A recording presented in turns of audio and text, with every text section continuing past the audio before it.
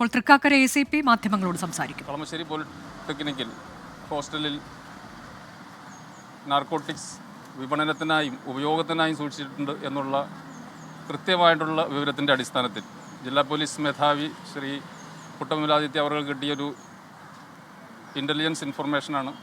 അതിൻ്റെ അടിസ്ഥാനത്തിൽ narcotics cell ACPയുടെയും ഡാൻസ് ഓഫ് ടീമിൻ്റെയും കളമശ്ശേരി പോലീസിൻ്റെയും ഒക്കെ നേതൃത്വത്തിൽ ഇന്നലെ കളമശ്ശേരി പോളിടെക്നിക്കിൽ അതിൻ്റെ ഹോസ്റ്റലിൽ നമ്മൾ ഒരു വ്യാപകമായ റെയ്ഡ് നടത്തുകയുണ്ടായി. അതിൻ്റെ അടിസ്ഥാനത്തിൽ അവിടെ നിന്ന് ഏകദേശം 2 കിലോയോളം കഞ്ചാവ് കിട്ടുകയും 3 പ്രതികളെ അറസ്റ്റ് ചെയ്യുകയും ചെയ്തു. 2 കേസുകളിലായിട്ടാണ്. 2 നിലകളുള്ള ഹോസ്റ്റലാണ്. 2 നിലകളിലും 10 റൂമുകൾ വീതമാണുള്ളത്. അപ്പോൾ ഒരു സ്ഥലത്തു നിന്ന് 1 കിലോ 900 ഗ്രാം കഞ്ചാവും മറ്റൊരു സ്ഥലത്ത് നിന്ന് 9.7 ഗ്രാമുമാണ് കിട്ടിയത്. 2 റൂമുകളിലും അതാത് റൂമുകളിലെ താമസിക്കുന്ന വിദ്യാർത്ഥികളുണ്ടായിരുന്നു. അതുകൊണ്ടാണ് 2 സ്ഥലങ്ങളിൽ നിന്ന് കിട്ടിയ 2 കേസുകളായിട്ട് ഇടുന്നത്. ഒരു കേസിൽ 2 വിദ്യാർത്ഥികളായിരുന്നു. അത് 9 ഗ്രാം കിട്ടിയ റൂമിൽ 2 വിദ്യാർത്ഥികളായിരുന്നു. അവരുടെ മേശയിൽ നിന്ന് അവരുടെ പൊസഷനിൽ നിന്നാണ് കിട്ടിയത്. മറ്റൊന്ന് 1 കിലോ 900 ഗ്രാം. അങ്ങനെ 2 കേസുകളാണ് നമ്മൾ ഇന്നലെ നടത്തിയ മുന്നൊരുക്കങ്ങളൊക്കെ നടത്തി. നമ്മൾ വളരെ കൃത്യമായി മുന്നൊരുക്കങ്ങൾ നടത്തി ഇൻ്റലിജൻസ് ഇൻഫർമേഷൻ കളക്ട് ചെയ്തതിന് ശേഷമാണ് അവിടെ കൃത്യമായ നിയമങ്ങൾ പാലിച്ചുകൊണ്ട് വിദ്യാർത്ഥികൾക്ക് താമസിക്കുന്നവർക്ക് യാതൊരു തരത്തിലുള്ള അലോസരവും ഉണ്ടാക്കാതെ മേലധികാരികളുടെ പോളിടെക്നിക് മേലധികാരികളുടെ രേഖാമൂലമുള്ള അനുമതിയും വാങ്ങിയതിന് ശേഷമാണ് അവിടെ നമ്മൾ അന്വേഷണം നടത്തിയതും ഈ കേസുകളുടെ.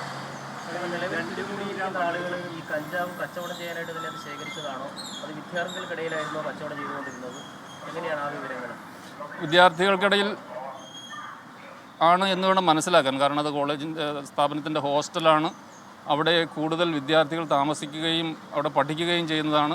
മാത്രമല്ല, നമുക്ക് കിട്ടിയിരുന്നൊരു ഇൻഫർമേഷൻ, ഇന്ന് നടക്കുന്ന ഹോളി ആഘോഷത്തോടനുബന്ധിച്ച് ആഘോഷം കൊഴുപ്പിക്കുന്നതിന് വേണ്ടി അവിടെ അവർ വ്യാപകമായ രീതിയിൽ ഈ കഞ്ചാവ് കളക്ട് ചെയ്തതെന്നും പിരിവ് എടുക്കുന്നതെന്നൊക്കെയാണ് കിട്ടിയ ഇൻഫർമേഷൻ. അതിൻ്റെ അടിസ്ഥാനത്തിലാണ് നമ്മളവിടെ റെയ്ഡ് നടത്തിയത്. അപ്പോൾ വിദ്യാർത്ഥികൾക്കിടയിൽ തന്നെ ഉപയോഗിക്കുന്നതിനും വിപണനം ചെയ്യുന്നതിനുമാണ്. അതുകൊണ്ടാണ് കൂടുതൽ ക്വാണ്ടിറ്റി കിട്ടിയതെന്ന് വേണം നമുക്ക് മനസ്സിലാക്കാം.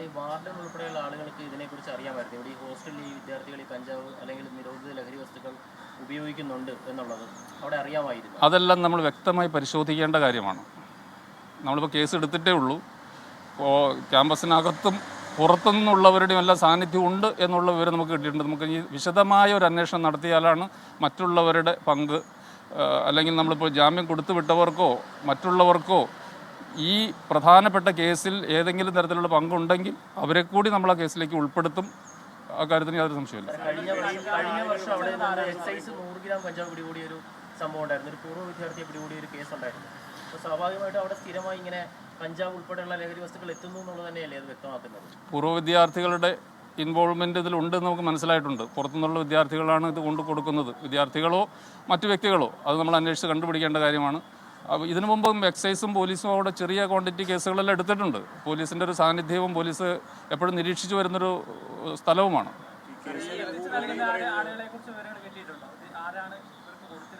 ഏകദേശം ചില സൂചനകളുണ്ട്. അത് നമ്മൾ കൃത്യമായി അത് മനസ്സിലാക്കിയാലേ നമുക്കത് പറയാൻ പറ്റുള്ളൂ.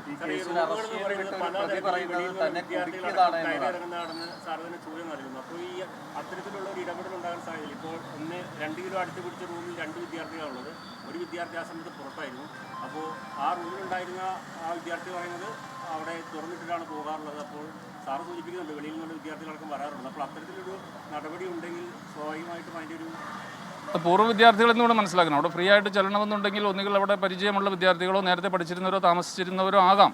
അത് നമ്മൾ വ്യക്തമായി പരിശോധിച്ചാലേ ആ കാര്യം പറയാൻ പറ്റുള്ളൂ. പുറത്തുനിന്നുള്ളവരുടെ സാന്നിധ്യമുണ്ട് എന്നുള്ള കാര്യത്തിന് നമുക്ക് വ്യക്തമായ തെളിവുകൾ കിട്ടിയിട്ടുണ്ട്. അല്ല, അതും സാർ ചോദിച്ചത്. അപ്പോൾ ഒരു പക്ഷേ അങ്ങനെയാണെങ്കിൽ ഇവർ അതിൻ്റെ ഒരു ഇരകളാക്കപ്പെടാനുള്ള സാധ്യതയില്ല. കാരണം അങ്ങനെയുള്ളവർ വന്ന് കടന്നുകൂടുകയും ഈ റൂമുകളിൽ കയറുകയും വിൽപ്പനയ്ക്കുള്ള സാധ്യതകളുണ്ടെങ്കിൽ ഈ വിദ്യാർത്ഥികൾ ഒരുപക്ഷെ അവരുടെ പോക്കറ്റിൽ നിന്നല്ല ആ റൂമിൽ നിന്നല്ല നമ്മൾ പിടിച്ചെടുക്കുന്നത്.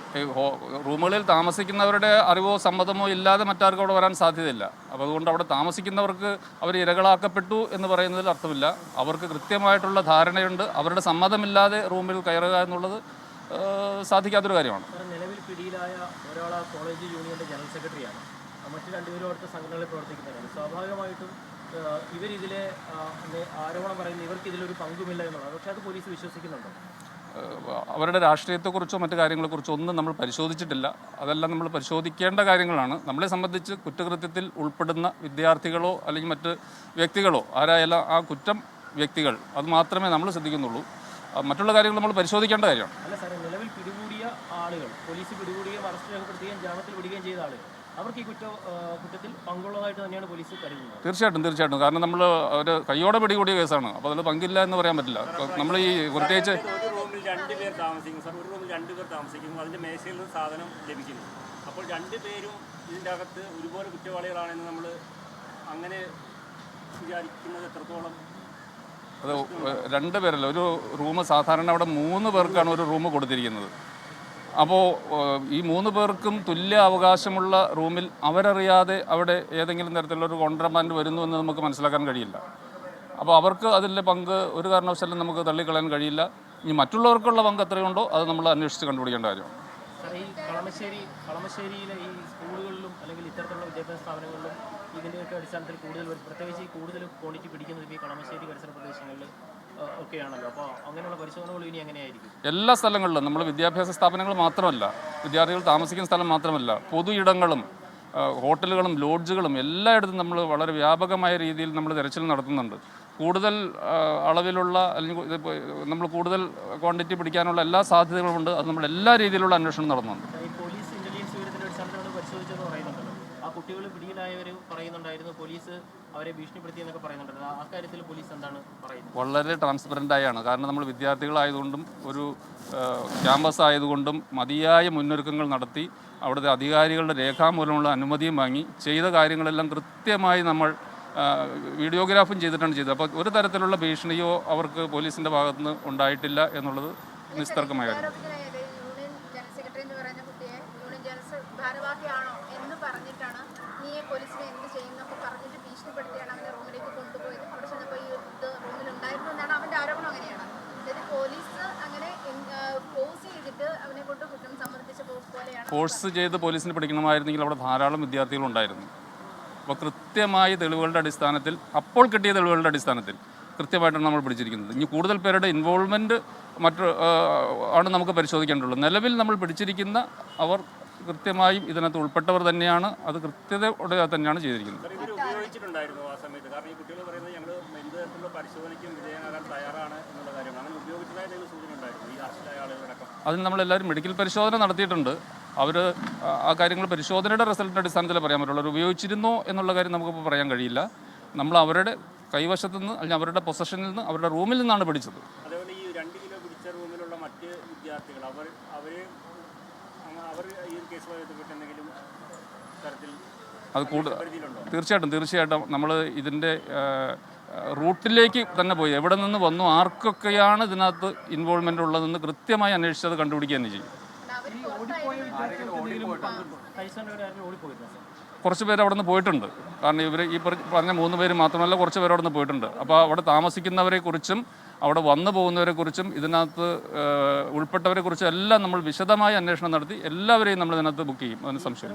അധ്യാപകരെയൊക്കെ ഭീഷണിപ്പെടുത്തുന്നുണ്ടായിരുന്നു ഇവരുടെ ഈ ഇത്തരത്തിലുള്ള ഉപയോഗങ്ങളൊക്കെ അറിയാതിരിക്കാനോ അല്ലെങ്കിൽ അങ്ങനെ വല്ല നിഗമനങ്ങളും പോലീസുണ്ട്? എല്ലാ കാര്യങ്ങളും നമ്മൾ പരിശോധിക്കേണ്ട കാര്യമാണ്. അങ്ങനൊരു ഇൻഫർമേഷൻ നമുക്ക് ലഭിച്ചിട്ടില്ല. ആ കാര്യം നമ്മൾ പരിശോധിക്കാവുന്നതാണ്. ഹോസ്റ്റലിൽ കഞ്ചാവ് വേട്ട നടന്നു. 2 കിലോയോളം കഞ്ചാവ് പിടികൂടിയ പശ്ചാത്തലത്തിൽ കൂടിയാണ് തൃക്കാക്കര ACP മാധ്യമങ്ങളോട് ചില കാര്യങ്ങൾ വിശദീകരിച്ചത്. അതിൽ ഏറ്റവും പ്രധാനമായി SFI പറഞ്ഞ ചില ആരോപണങ്ങൾ തങ്ങളെ ഇതിൽ കുടുക്കുകയായിരുന്നു എന്നൊക്കെ നേരത്തെ പറഞ്ഞിരുന്നു അഭിരാജ് എന്ന വിദ്യാർത്ഥി. എന്നാൽ അതെല്ലാം തള്ളുകയാണ്. ACP കൃത്യമായ തെളിവുകളോടെ കയ്യോടെ പിടികൂടുകയാണ് ചെയ്തത് എന്ന് അദ്ദേഹം പറയുന്നു. കൂടാതെ ഇതിൽ പിടിയിലായ 3 വിദ്യാർത്ഥികൾക്കും പങ്കുണ്ട്, പുറത്തു നിന്നുള്ളവർക്ക് പങ്കുണ്ടോ എന്നതിലേക്കൊക്കെ ചില സൂചനകൾ ലഭിച്ചിട്ടുണ്ട്. അന്വേഷണം വളരെ വിശദമായി തന്നെ നടക്കുന്നുണ്ട്. ഹോളി ആഘോഷവുമായി ബന്ധപ്പെട്ടാണ് കഞ്ചാവ് ഇങ്ങോട്ടേക്ക് എത്തിച്ചത് എന്നതുകൂടി പോലീസ് വിശദമാക്കുന്നു.